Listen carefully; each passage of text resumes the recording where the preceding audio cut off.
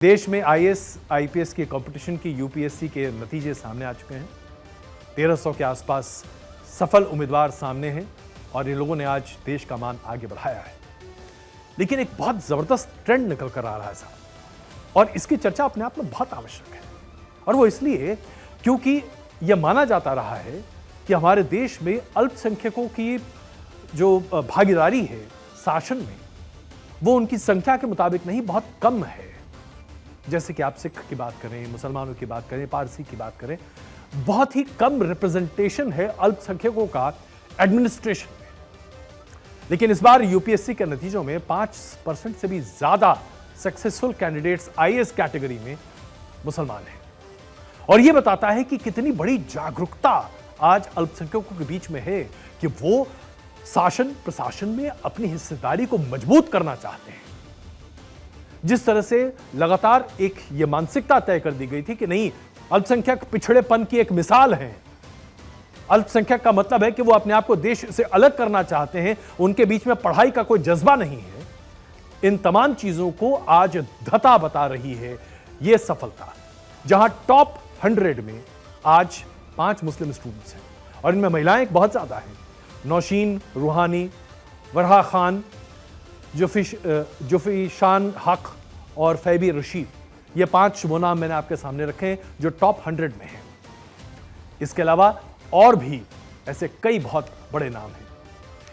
इस पूरे मुहिम में एक और बात निकल कर आई कि जामिया मिलिया इस्लामिया में एक छोटी सी संस्था चलाई जा रही है जिसमें तकरीबन 60 छात्र पढ़ते हैं। उसमें से 31 छात्रों ने इस बार यूपीएससी क्रॉस किया है और यूपीएससी के इस एग्जाम को क्रैक किया है। इसमें बहुत ज्यादा संख्या मुसलमान छात्रों की भी है। ये जो 50% दरअसल यहां पर मुसलमान छात्र हैं जिन्होंने इस एग्जाम को क्रैक किया है। आप जैसे बिहार में जानते थे ना सुपर 30, ऐसा लगता है कि जामिया मिलिया इस्लामी का ये भी एक सुपर 30 ही एस्टैब्लिश हो रहा है, जहां 60 स्टूडेंट्स में से 31 स्टूडेंट यूपीएससी क्रैक कर चुके हैं। सबसे बड़ी बात यह है कि इन्हें हर तरह की सुविधाएं दी जा रही है इस इंस्टीट्यूट में। इस तरह के इंस्टीट्यूट्स अगर देश के कोने कोने में खुलें और खास करके उन क्षेत्रों में जहां पर मुस्लिम जमात कहीं ज्यादा है, तो आप देखिए कितना फायदा होता हुआ दिखाई देगा। और जब यह समाज आगे बढ़ता है तो इस समाज के आगे बढ़ने से लोगों में कितनी उम्मीद जागती है, यह भी देखिए। मेरे लिए तो बिल्कुल विश्वास नहीं हो रहा है कि मेरी रैंक 9 आई है। बाकी अब धीरे धीरे करके सेटल इन हो जा रहा है कि हाँ आ गया है रैंक, लेकिन फिर रिस्पॉन्सिबिलिटी भी लगने लगती है कि हाँ मतलब देश के लिए काम करना है। तो ये हौसला अफजाई का एक बहुत जबरदस्त तरीका है। आप कह रहे होंगे कि आज इस बात को लेकर हम आपके सामने उपस्थित क्यों हैं?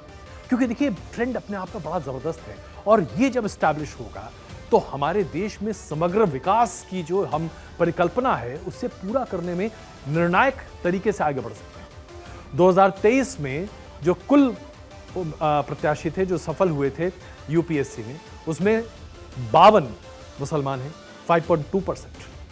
2022 में ये संख्या 29 थी, यानी कि 3% के आसपास सफल कैंडिडेट थे जो मुसलमान थे। 2021 में 25 सफल कैंडिडेट मुसलमान थे, 3.64% के आसपास। और 2020 में 31 मुस्लिम कैंडिडेट्स सफल हुए थे यूपीएससी के एग्जाम में, 4% के आसपास। आज 5% के ऊपर हम क्रॉस कर रहे हैं। पहले भी इस तरह की मिसाल सामने आई है 19 में और 18 में, जब 5% से ज्यादा मुस्लिम छात्रों ने यूपीएससी के एग्जाम क्रैक किए हैं। अब आप इस बात को समझिए, मुस्लिम छात्र जब अपनी भागीदारी बढ़ाएंगे और जब वो प्रशासन में शामिल होंगे तो वो अपने पूरे कौम में एक एग्जाम्पल, एक नजीर के तौर पर सामने आते हैं। लोगों में जज्बा जागता है कि आप पढ़ लिख कर आगे बढ़ सकते हैं और यह बहुत जरूरी है। 20% से ज्यादा देश की आबादी मुसलमानों की है और प्रशासन में उनका रिप्रेजेंटेशन 3% से भी कम है। अगर यह रिप्रेजेंटेशन 10%, 12% के आसपास बढ़ जाए तो जितनी हिस्सेदारी उतनी भागीदारी, उतने बड़े पैमाने पर आज अल्पसंख्यक हमारे साथ मिलकर देश के विकास में तरक्की करते हुए आगे बढ़ेंगे। और इसलिए इसे एक बहुत ही सुखद और अच्छा ट्रेंड कहा जा सकता है। और हम सब की शुभकामनाएं न सिर्फ उनके लिए जो मुसलमान कैंडिडेट सफल हुए हैं, बल्कि बाकी सभी अभ्यर्थियों के लिए, क्योंकि आप हमारे देश का भविष्य हैं। नौकरशाही हमारे देश का सबसे अहम अंग है, क्योंकि इसी के जरिए देश की तरक्की की बुनियाद रखी जाती है।